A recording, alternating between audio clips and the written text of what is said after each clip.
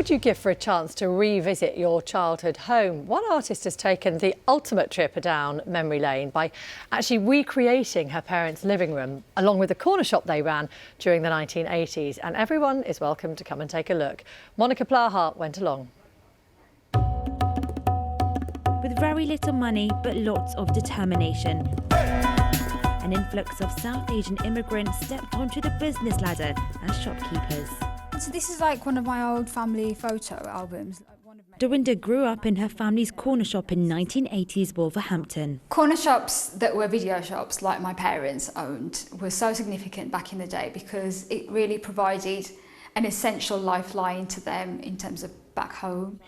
It closed down after 10 years, but over 3 decades on, she brought her dad's old shop back to life through rediscovering old objects. The idea came from one very special briefcase. So talk me through what's in this briefcase. So this briefcase is my father's old briefcase. And really this is where this whole project started. I opened it up and it had been put away in storage for many years. I started to look through it and I found that there's something here to be explored. There's an amp fuse, a fuse for 95 pence and labour £35. Oh my gosh. I don't think you can get anyone that cheap anymore. And so this was in the shop where your dad worked? Yeah. And did you ever use this back in the day? I used to use it and I used to treat it a bit like a toy, really. And like the till behind us, it was just fascinating to press all these buttons and just, you know, be a little girl and just see what was going on. And in the new exhibition, the corner shop isn't the only thing that's been recreated. And welcome to my home. Wow, this is brilliant. It's a blast down memory lane. And people are invited for a housewarming.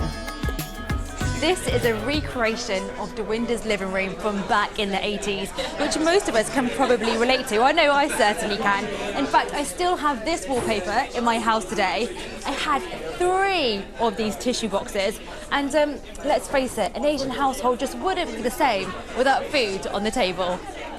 Oh, it's amazing. I walked in and was like, I'm pretty sure I've been in this living room several times before in my life, at least growing up.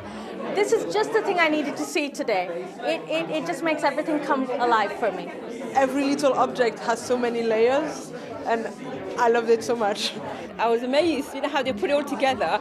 It's like I've got relatives and their house still looks like this. Putting this together has been a journey of discovery for Dawinder.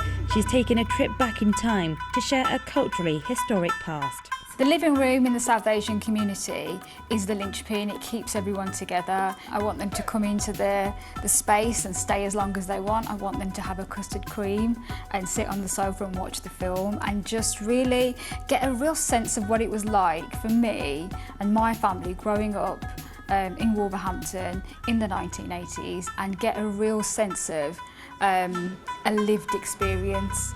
Monica Plaha, BBC News.